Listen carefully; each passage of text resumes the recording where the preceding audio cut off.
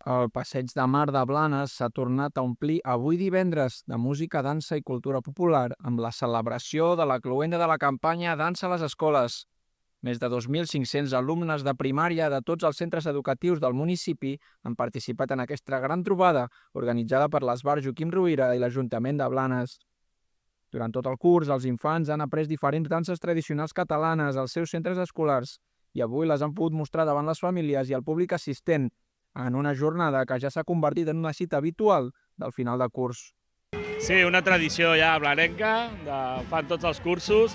La veritat és que fa goig, sí. Felicitar l'Esbar, felicitar les escoles, els professors sobretot, que tots sabem per lo que estan passant i la veritat és que diu molt d'ells que encara vulguin continuar apostant per aquest tipus de projectes.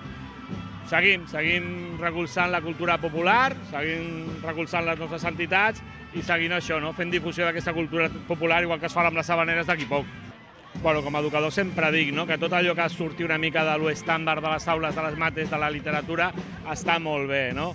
I sí, evidentment això fa pertinença de Blanes, o sigui, tot el que són aquests balls, avui s'ha fet balls de bastons, molt blanenc, i llavors només queda això, felicitar la iniciativa que tenen l'Esbar Dansaire, a les escoles, al Departament d'Educació també per la bona tasca que fan, i la coordinació que hi ha hagut entre tots els departaments de Blanes, perquè amb la calor que fa, no, hem aconseguit les carpes, tothom ha col·laborat, està molt agraït a tothom. La veritat que sí, perquè ja ho vam anul·lar per una pluja que havia de ser extraordinària i no va ser, i la veritat que avui, doncs, amb tota la calorada que hem tingut aquí, havíem de fer aquest acte, l'hem reduït perquè sigui més petit, més curt i que era més suportable per tothom, però sí, ho hem aconseguit, la veritat. Sí, el principal és que els nens ballin, i això ho hem aconseguit. Després podríem parlar de les entrades, sortides a plaça, però l'important són aquestes 10 peces que han estat preparant durant tot aquest trimestre, durant tot aquest any, i les havien de presentar aquí amb tot l'esforç que han fet, i nosaltres com a entitat de servei doncs havíem d'organitzar-ho tant sí com no. Sí, perquè sempre ens anàvem plantejant com petits canvis i també era com una mica...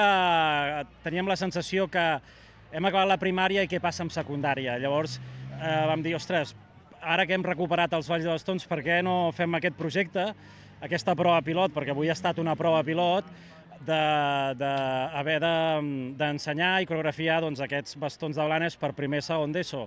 I la veritat que ha anat molt bé i l'any que ve ja ens presentem i presentarem a tots els centres de públics i no públics de Blanes que puguin participar en aquest projecte de l'adolescència en els bastons. No sé com li direm, acaba de sortir ara així, però segur que serà un altre nom, però que sí que tenim la idea que aquesta adolescència, tant primer, segon, tercer i quart, puguin seguir ballant i aprofitant la dansa com a element pedagògic i cultural.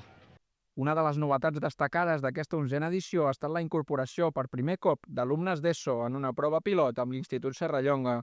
Un pas més per ampliar un projecte educatiu que combina patrimoni cultural i inclusió. La iniciativa continua creixent any rere any i recentment ha rebut el Premi Joan Borés i Vidal com a millor projecte pedagògic en l'àmbit de la dansa d'arrel. La jornada s'ha completat amb música directa i noves versions contemporànies de melodies tradicionals per apropar la cultura popular a les noves generacions.